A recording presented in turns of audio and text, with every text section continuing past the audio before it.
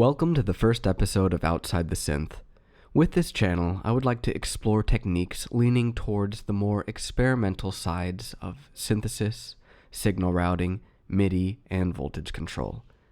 With this series, I would like to share and document some of my own findings and experiments using both software and hardware, including some modular and semi-modular gear. Today I'll be looking at a sequencer rack that I made in Drambo that was made to work out of the box with the Klevgrand apps Slammer, Ting, and Skaka, although this rack will also work with any MIDI drum app or hardware drum machine. Without further ado, let's dig in. So at its most simple, this project is just finger drums. I need to turn Trig on. It can also be a 12 voice grid sequencer, so you can just easily input multi-voices up here if you prefer to sequence that way. And what I really like about this project, what I really like about Drambo is the flexibility of the outputs. So right now, you can see that these voices are routed to channel 1, which is Ting. But just by clicking this little output box over here and changing that to 2, I can now route this channel to Ting, which is MIDI channel 2 for me. A little Drambo power tip here. These buttons over here are scenes, and you can assign any parameter, anything that you see. You see how this box lights up orange when I click the B scene?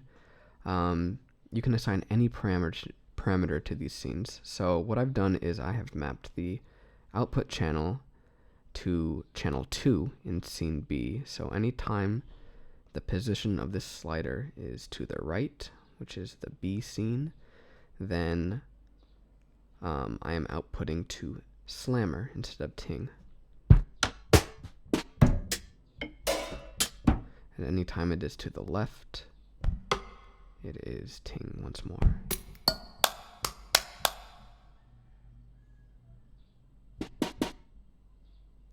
Getting a little bit of lagging on my iPad. Okay. So off camera, I removed the Slammer channel because I was getting significant dropouts on my old iPad. And let's just listen to a little bit of music as we take a look at the interface of this sequencer.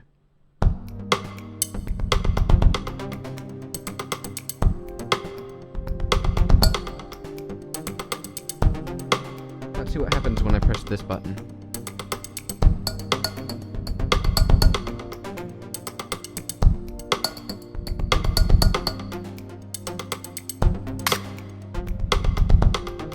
And let's see what happens as we play with these.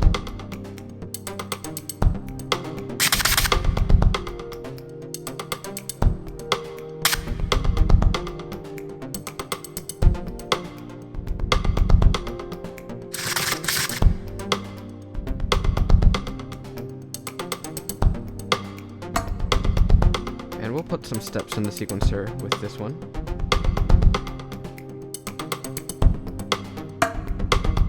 Let's put another step right here. But let's add a P-lock and make that stochastic. Okay. Let's add one more step right over there. And we're going to add another P-lock, but we're going to make that retriggered. Duration up.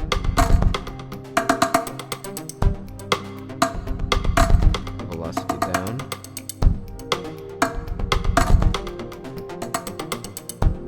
Steps per beat.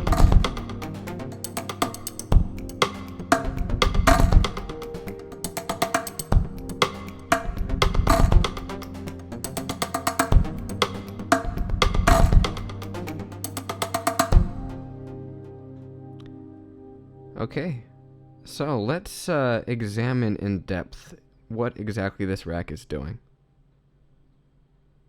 Basically, this rec gives you 3 trigger modes and 3 sequence modes.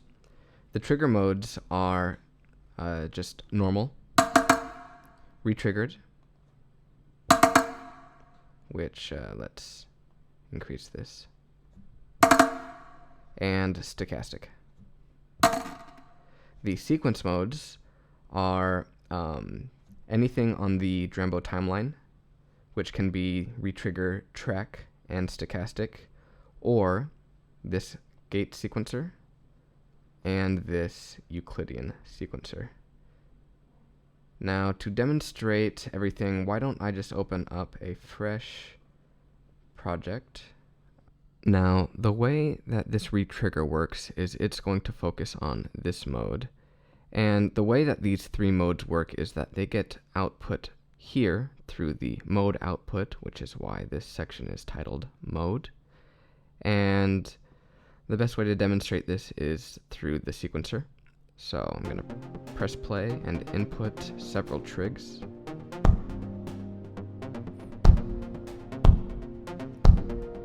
Now this is just in track mode, so nothing is happening, but when I press retrigger and I play with the duration or the density, then you begin hearing the effect of retrig.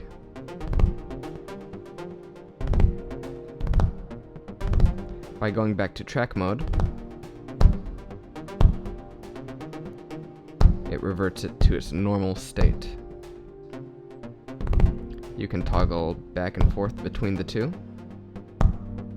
and you can parameter lock some of these settings.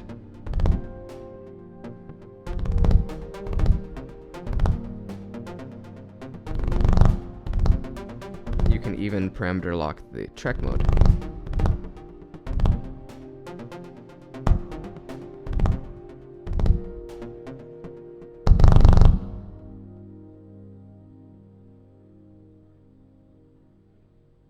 And the way stochastic works, I'm going to demonstrate that on a different voice, is it's another one of these normal modes, so a trigger mode, you hit it with your finger and it'll make a sound, is that it takes this stochastic generator right here, which is just making note ons at the frequency of this dial, and it's going through an envelope, and the attack and decay sliders of the envelope are controlling the velocity of the voice. So with the decay, the velocity ramps down, and with attack, the velocity will ramp up.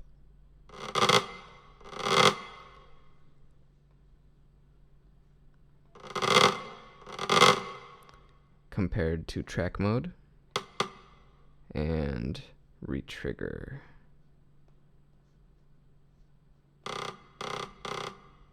So this sounds really good on some drum voices like this one, which I demonstrated in the music earlier. So when we put this on stochastic, I just love how that sounds. It sounds very natural. Now let's take a look at these output modes, sequence and Euclidian. So I'm just gonna press play and put a few trigs in. Oh, not there.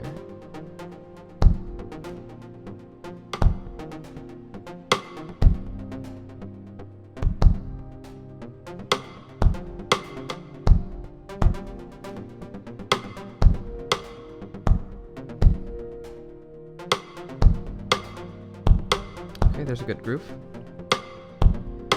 And this is going to be very obvious when I press step.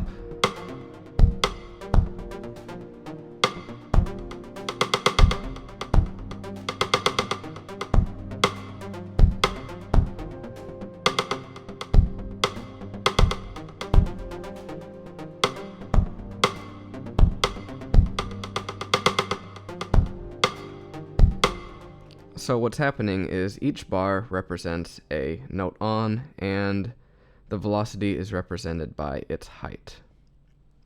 And let's listen to the same thing, but I'm going to play Euclidian instead.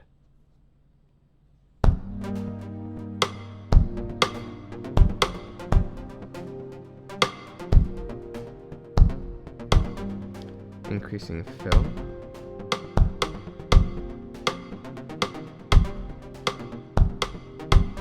And on this voice. If you can't hear anything, then the accent velocity might not be in the correct range.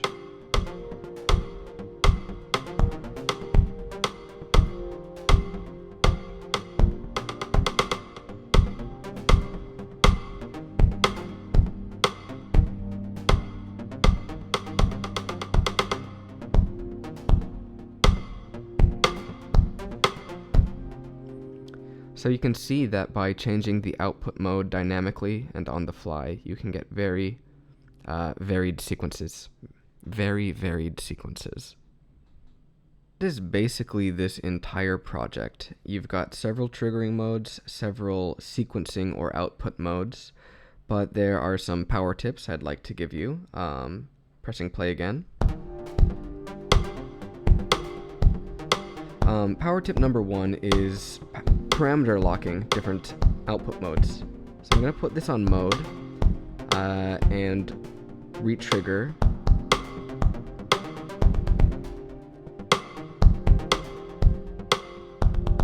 And then track 2, I'm going to lock.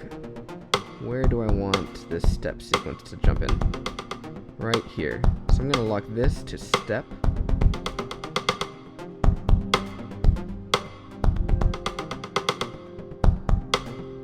Okay, and then I want, what is this voice actually? No. Yeah. I'm gonna want that to be on Euclidian.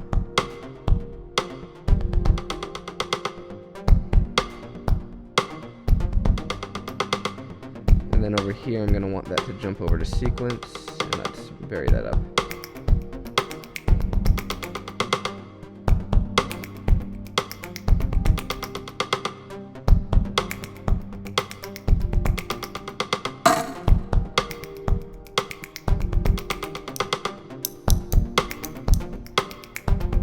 Turn this on as well.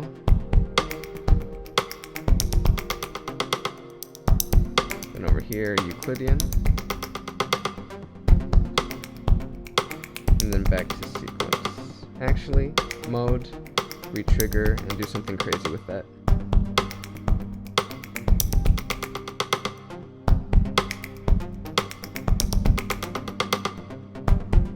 And then put some steps in there.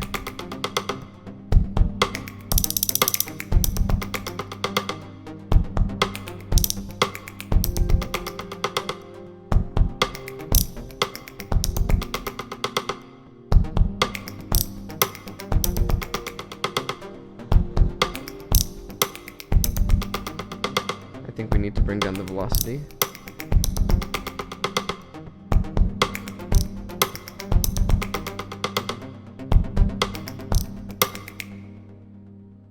Now, pro tip number 2 is using the scenes to change the output mode. This is very easy to do. All you need to do is click on one of the scenes to activate, and then press the parameter that you would like to lock to that scene. In this case, I'm going to lock every voice's output to Euclidian. Off screen, off camera, I removed all the steps from our previous sequence, and I'm going to show you what it sounds like now when we use the scene fader. Okay, everything is mapped. When I press play, you're not going to hear anything because our sequence is absolutely empty.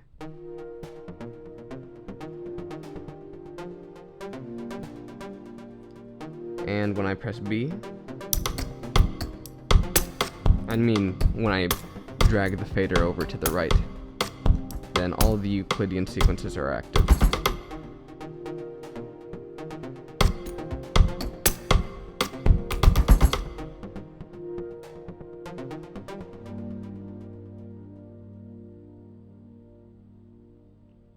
In pro tip number 3, I'm going to be bringing back Slammer. Pro tip number 3 is changing the output channel to output to completely different apps. depending on the scene. So if you don't mind a little bit of setup here, going to put this onto channel 2, route Drambo to it, and now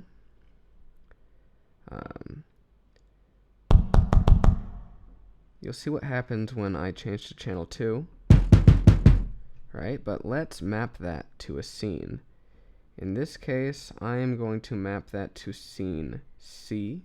C is now queued up, and let's get out of this sequence mode and lock everything. It's going to take a moment.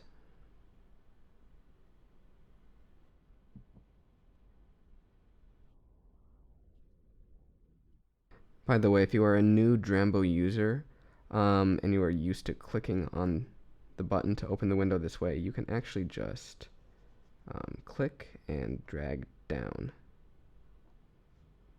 Okay, everything is now mapped, and I'm going to save this video here just in case I get more audio dropouts. Okay, now what's going to happen is that when I slide this over to the right, output channel is going to be channel 2. To the left, output channel is number 1. Of course, we need to input some stuff into our sequence.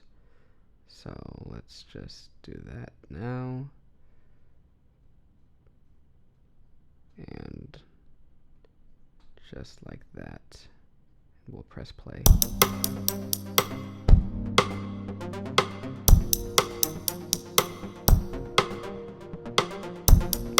And let's see if it works.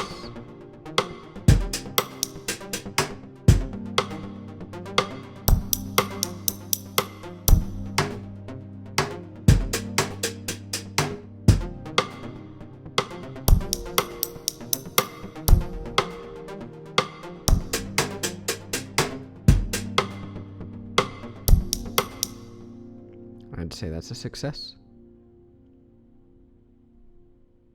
Okay, last pro tip is using parameter locks to adjust the output channel rather than the scenes.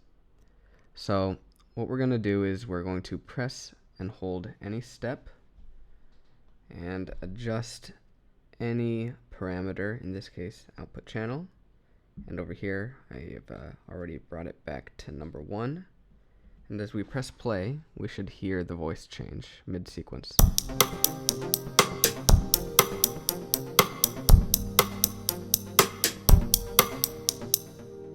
And let's do the same thing right over here. And here. And here. Oh, what's wrong? Here.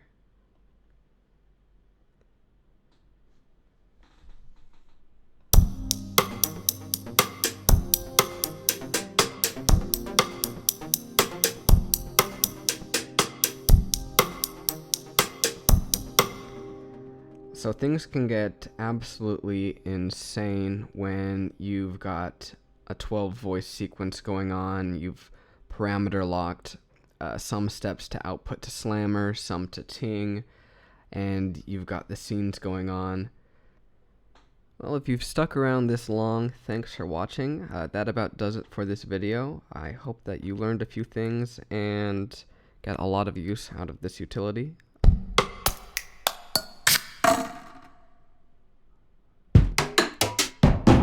I just love that. Anyway, that's all for now, guys. See you next time.